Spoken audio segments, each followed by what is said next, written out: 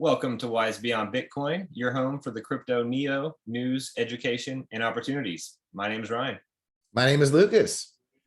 And welcome to our follow-up on a major event that's happened in blockchain. Of course, news, education, opportunities. It's from events like this that we learn. We learn from mistakes, and this is a new technology. We talk about this all the time since we've been following blockchain and crypto and sharing education. We're all learning this new technology together. There are new applications emerging, new use cases, and people try new things. Some of these things work, some of them don't. And that's the beauty of transparency and on-chain analytics and having everyone around to look and see what is going on. We did a video on Luna Terra, the algorithmic stablecoin mechanism and the risks of depegging. We did this video a couple weeks ago. Now, talk a little bit about it. What we mentioned. What was the big takeaway? Although we did not foresee, nothing in our video says be careful because this isn't going to work. It's just the concept of what could cause the depegging. And well, we found a really interesting article discussing kind of how the peg works, right? And some of the flaws with and there's been a series of these pegs that have all, they've all flawed and all failed rather. And the idea is that they rely on these adjustments, these incentives that the users themselves have to engage in, right? You either burn or mint, depending on where you're at, higher or above or below the peg. And the risk is that people could basically front run this mechanism, right? And sell the asset that's going to be increasing the supply of it. We'll get into the details of how it works, but essentially this mechanism isn't always reliable. And in extreme situations, like where prices are coming down, then it could break down altogether, right? And so let's talk about, should we make this clear how the peg works before we jump into anything? We'll go to the thread and talk about the peg. We've got playlists here. None of this, as we mentioned, is commercial advice, legal advice, financial advice. It's just education, entertainment, information. We're sharing our understanding and research, and our hearts go out to all those people that have taken a major hit. I've followed on Twitter and it's a large number of people. And I know I have. There was whatever was there in Luna a week ago that looked beautiful and wonderful is now a better part of zero and nothing. And that's blockchain and that's crypto. We mentioned, don't put something into these that you're not willing to watch go to nothing and go to zero. Not even a penny, right? As we're looking at live prices, it's Thursday around 6 p.m. We'll have this up tomorrow. But it's Thursday evening, and we're looking at something I never thought I would see: Luna below a penny. I mean, it was what, $80-something just a couple weeks ago. Yeah, it was. And now we're under best market cap. So yeah, we're on $88 only at the end of April. Of course, it was at 100 before that. So yeah, it's stunning. And this is obviously connected to the peg, the broken peg with the UST. And we're looking at UST at right around 44 cents when it should be stable at $1, right? So this is definitely not part of the plan. The algorithmic peg is not working. And I would say, I don't want to be prophetic, but this is more or less the end of this project, right? Like if they rebuild and retool, something new will come. But this iteration of Luna Terra, we could almost say is over with. Yes, there are people talking about salvaging Luna Terra, the blockchain. There's a lot of applications and developers that have been building. We've mentioned in many of our videos for airdrops and the IBC map of zones, how because it is part of the IBC, it's interconnected as a blockchain to all these other blockchains. So there's talk of people trying to salvage the blockchain itself, which is possible, but the UST, the stable coin, that mechanism, we're saying that project is defunct. It doesn't seem to. Let's get into the nuts and bolts before we jump into the details, just so everybody's clear on how does an algorithmic stablecoin maintain its peg. And there's a really good article on it. We've linked it in our other video. We're going to link it again. But essentially, the idea is that Luna is the collateral. It's the backing that supports UST, and there's a mechanism such that when UST is above the peg, users are incentivized to purchase Luna off of an exchange somewhere, burn that, and that mints new UST, and they can sell that UST, at an off-chain market or an exchange, and then they can pocket the difference. There's an arbitrage profit there.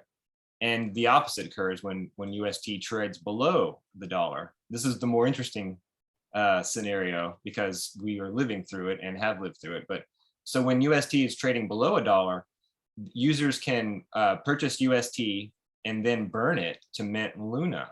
And through this mechanism, they'll be earning a profit versus if they had just bought Luna directly, right? This minting burning mechanism is what adjusts the price, the relative prices. So that's how it works. There's a deflating, inflating. The Luna UST supply is how the peg is maintained. So why this is interesting is when you see that UST is trading below a dollar, you can basically know that the protocol is going to mint new Luna in order to bring that parity back, bring that peg back into effect, right? And so it's a Luna supply increase or decrease that is essentially going on here. That's how this works. And of course, Luna is the collateral. So one of the things I thought was really interesting was I read about how in May, Anchor had Anchor protocol. For those who don't know, Anchor was offering a 20% interest rate on staked UST.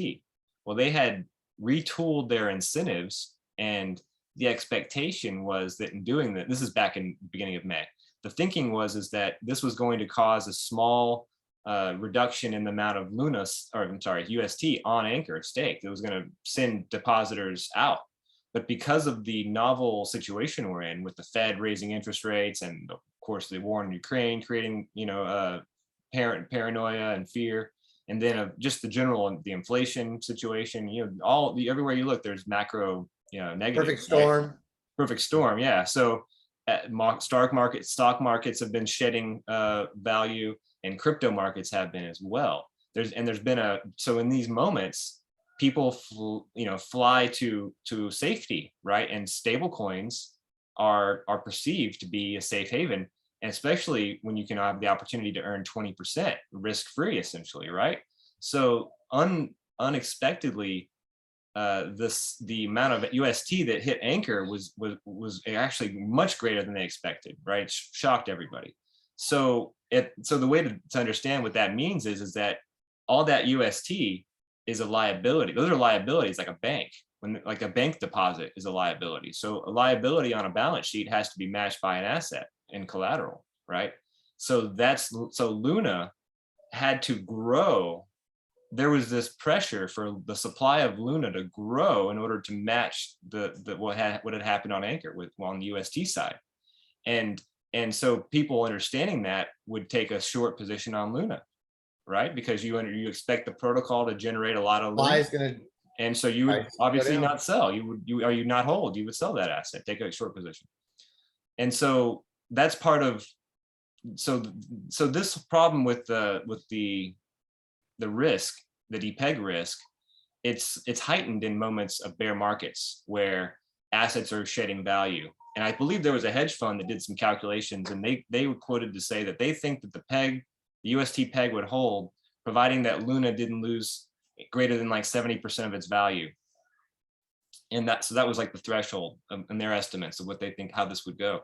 Well, Luna lost greater than that, and so we saw that those estimates about how far could Luna would really fall were rosy, and so the risk calculations were actually hiding a great deal of risk that was embedded in this whole thing. And the leverage is kind of what I wanted to highlight is that's the problem when the protocol when the protocol no longer has control over how many liabilities are generated, and it's user controlled by, minting or staking or purchasing UST and putting it on Anchor, that took the control from the protocol. And so then leverage became much greater than what they could deal with. And then that meant the protocol would have to generate more Luna to offset it. And you have the perfect storm for how that reflexive price story happens, which we talk about in our video. So that's kind of just the basics of what we're dealing with the algorithmic peg.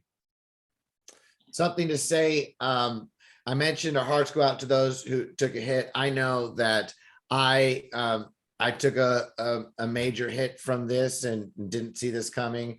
Was although it's the potential, we talk about it and see it, there's a lot of hope in seeing projects early on succeed and to be able to achieve things.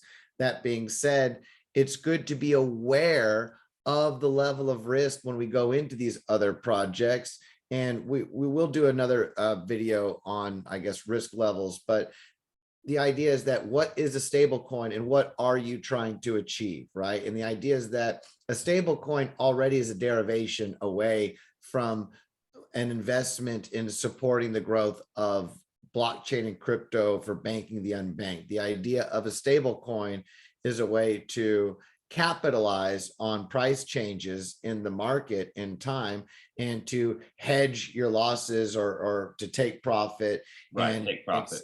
It's to create this decentralized finance. It's a finance world in blockchain and crypto. It's not the same thing as saying, oh, Bitcoin is a great protocol. Oh, Litecoin, Ethereum, secret network, whatever. Buy it and the value goes up, down.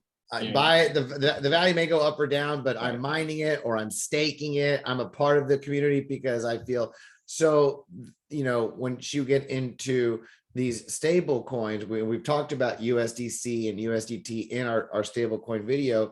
They're highly centralized, but they're good at what they do for bringing that offset, that off pressure ability to the new market that's growing alongside. Because basically what I'm trying to say is, what many people aren't aware of is that it may be all on a market cap listed as a crypto, but some cryptos are decentralized blockchains and some are run by foundations, some are centralized, right?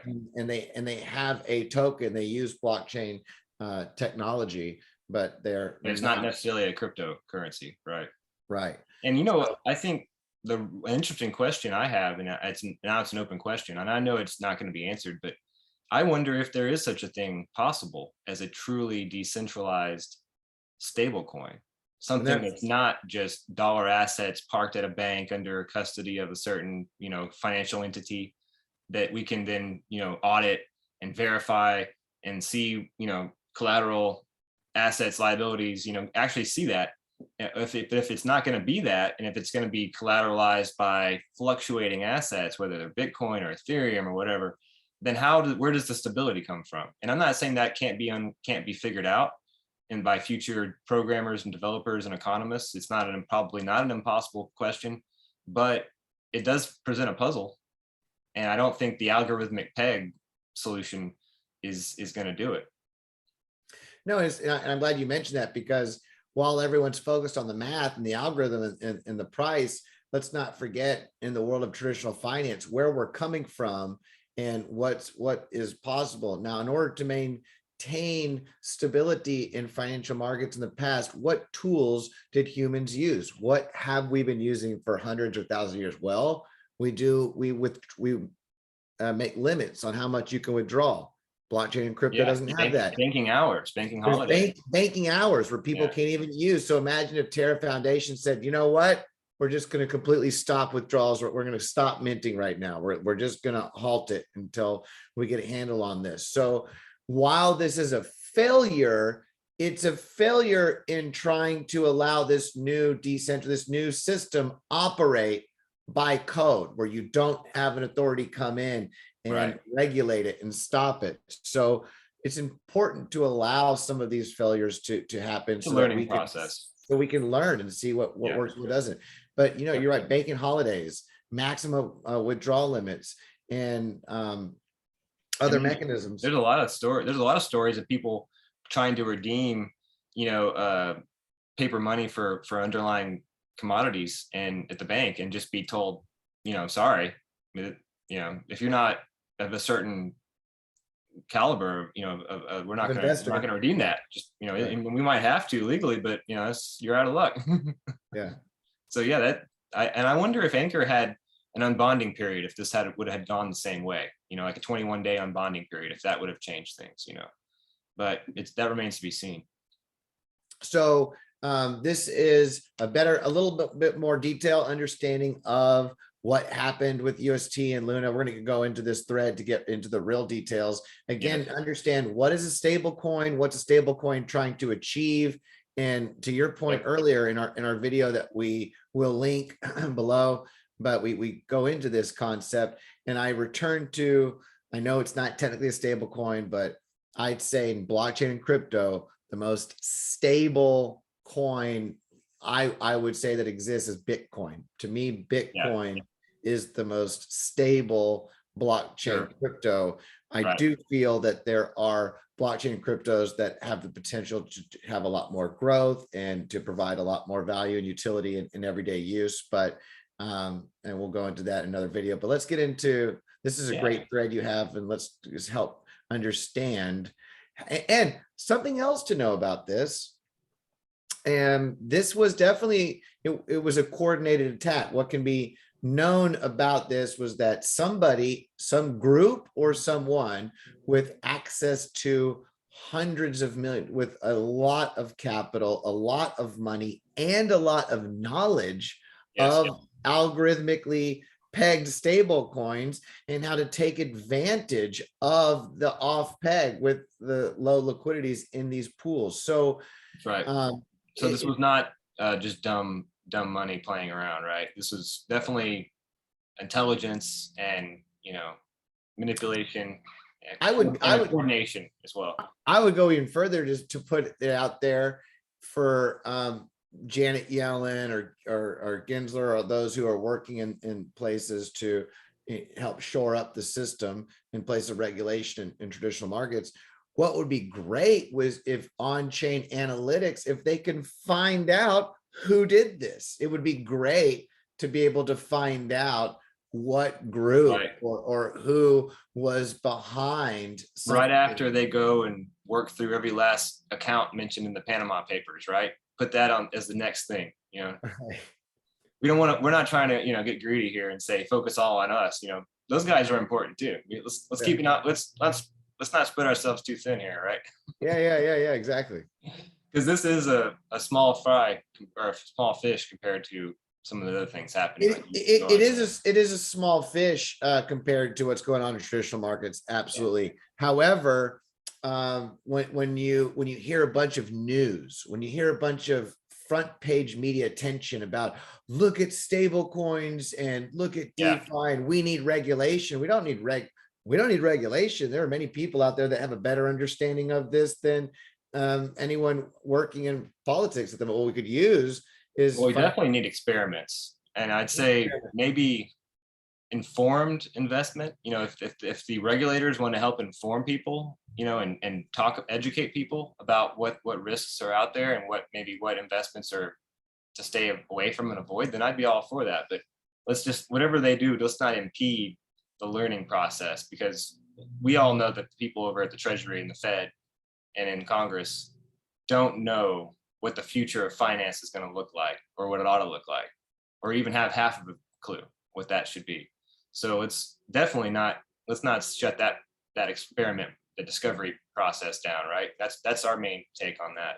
Let's not impede progress, right? Exactly. This is, like you said, this is a great thread. It's on Twitter. We're going to link it below. One of the big, and we're not going to go through every little section because there's, this is detailed, but there's just a few high points that I think are worth mentioning. One deals with the pool, the three pool and Curve, right? And the fact there's a liquidity, there's a pool on Curve that was the main pool for UST, and then they created a new one, a four asset pool, and started moving liquidity to that four pool, right? So that created a situation where the three pool was basically drained of liquidity, and that meant that moving prices there would be easier, right? You'd need less collateral, less capital to actually have an impact on prices on the 3 pool, if I'm right about that. You're right. And if they had waited to the 4 pool, the idea is that it would have taken $1 billion, and it would have taken a lot more resources in order to pull this off. Yeah. So taking advantage of the 3 pool was part of how this works. Yes. And that's part of how smart this was, and why we were saying this is probably not just the actions of a bunch of coordinated mom and pops, right, who all pulled up their ledgers and plugged them in and said, oh, let's sell some UST today. This is intelligence, this is well thought out, and yeah, and that's one of the main points pointing to that, right?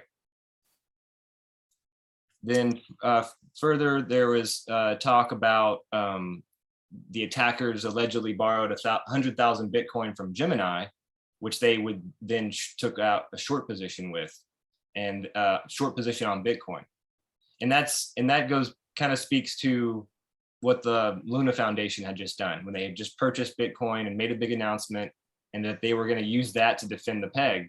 So it opened up the situation where if there was a run on the peg around the bank, they're gonna dump Bitcoin, right?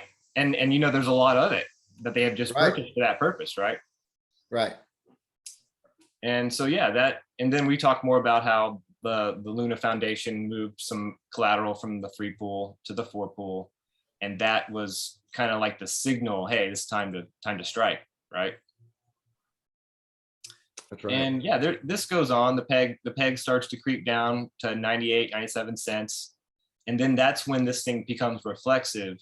The rumors start and people think, oh, well, better sell, right? And so as they do that, not only are they selling UST, but they're also selling Luna.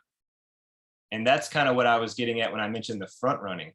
So the peg is such that when UST is below the dollar, the protocol mints more Luna to offset that and burns the UST while minting Luna. So that would generate a much bigger supply of Luna. So if you know that that's going to hit the market, you would obviously sell that asset. So that's kind of where these reflexive price dynamics take over, and you see that the peg simply won't hold. And of course, this is happening in the context of some of the worst news. Oh, not worst news, but definitely some market shaking news regarding like the Fed and their half of a point rate hike, which hadn't happened in 20 years, right? So we had a 20-year history of 0.25% rate hikes, and now we break that and we see the Fed is serious 0.5%, and they've talked about doing further 0.5% hikes as we go. So the situation for Bitcoin to be selling off is you don't even need this 1,000 Bitcoin short position to understand why Bitcoin's selling off. So it's like there's already momentum downward, and this just adds to it. And that's of course the death spiral that we're talking about here. So yeah, this is pretty straightforward, but the psychology essentially is that as people want to get out, they sell their UST at increasingly lower prices, and that leads to the Depeg to even become more of a problem. Because the other option is, instead of selling UST, you could burn it and mint Luna. But let's say you don't want Luna, and because you don't think Luna has is going to be stable, it's going to fall because of your understanding of how these things work. Well, you wouldn't participate in the mint burn mechanics. You would just sell, right? That's what I did. When I saw USD falling, I immediately bought USDC on an exchange. I had a small position, and I thought, oh, I just lost $15 in a stable coin. That doesn't make sense. What's going on? So let me sell. And that's what a lot of people did. And that sell pressure is going to push the UST down even further, right? And especially when you have exchanges halting withdrawals, and when the congestion on the networks making it to where people's exchange, they can't even participate really because the network's clogged. And so you get this perfect storm where people just know they want out. Yes, you do. Yes, it happened. I saw a wallet of Luna that said close to $10,000. This is like a week ago. I thought, wow, Yeah. this is wonderful. Thank you, crypto. I told my Right. mom, I'm taking care of you. You're done. Because, $10,000 goes a long way. Right. And then I wake up and I find out it's worth $200. And then I'm like, well, that's crypto. And then I find out it's worth 2 cents and now nothing. So, that's crypto. Yeah. Let's get a live look at the price. So it's cut in half since we started this video. It was at 0.004 when we started. Already another 50%. And it's 0.002 now. And let's see what the UST is doing. It's around the same level. So yeah, it's also a good lesson for taking profit and understanding that, until you take something off the table, you don't.